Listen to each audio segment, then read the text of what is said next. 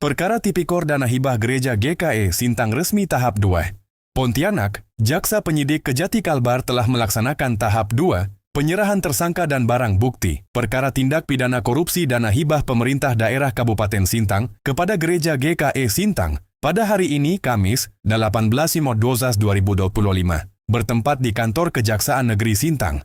Pelaksanaan tahap 2 ini dilakukan setelah berkas perkara atas nama tersangka Hidayat Nawawi, ST, HN, dan Reni Goni, STMT, RJ, dinyatakan lengkap P21 oleh Jaksa Peneliti pada Kejaksaan Tinggi Kalimantan Barat. Selanjutnya, penyidik menyerahkan tersangka beserta barang bukti kepada Jaksa Penuntut Umum untuk dilakukan proses penuntutan. Kepala Kejaksaan Tinggi Kalimantan Barat Dr. Emilwan Ridwan membenarkan pelaksanaan tahap 2 tersebut dan menegaskan bahwa penanganan perkara korupsi dilakukan secara profesional dan meminta untuk segera menuntaskan perkara tersebut sesuai dengan ketentuan yang berlaku. Sementara itu, Kepala Kejaksaan Negeri Sintang Taufik Effendi, SHMH menyampaikan bahwa setelah tahap 2, Jaksa Penuntut Umum akan segera menyusun surat dakwaan dan melimpahkan perkara ke Pengadilan Tindak Pidana Korupsi. Setelah pelaksanaan tahap 2 ini, Jaksa Penuntut Umum akan melakukan penuntutan secara profesional, objektif, dan transparan, ujar Kajari Sintang. Dalam perkara ini, tersangka diduga telah melakukan perbuatan melawan hukum dalam pengelolaan penggunaan bantuan dana hibah yang bersumber dari APBD Kabupaten Sintang kepada Gereja Kalimantan Evangelis, GKE, Petra, tahun 2017 sehingga mengakibatkan kerugian keuangan negara.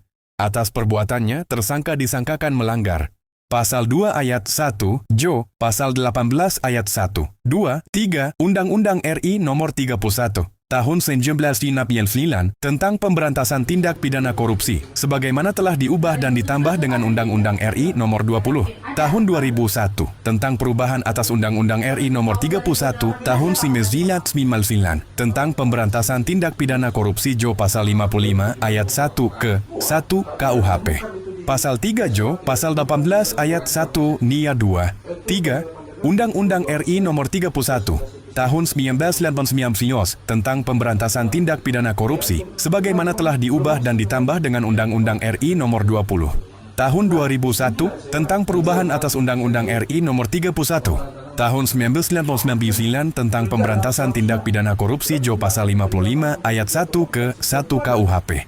Untuk kepentingan penuntutan, tersangka dilakukan penahanan oleh penuntut umum di Rutan Kelas 2A selama 20 hari ke depan.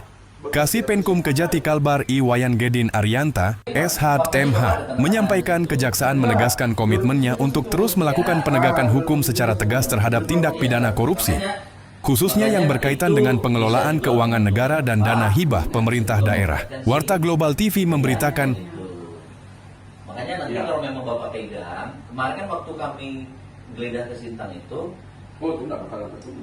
istri Bapak ada bilang, ada laporan yang Bapak tanda tangani, cuma karena istri itu masih emosi, jadi kami tidak berani ambil daripada ribut kan.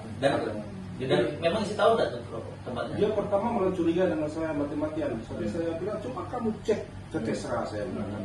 Dia cek ke Tesra, ternyata laporan BMAM.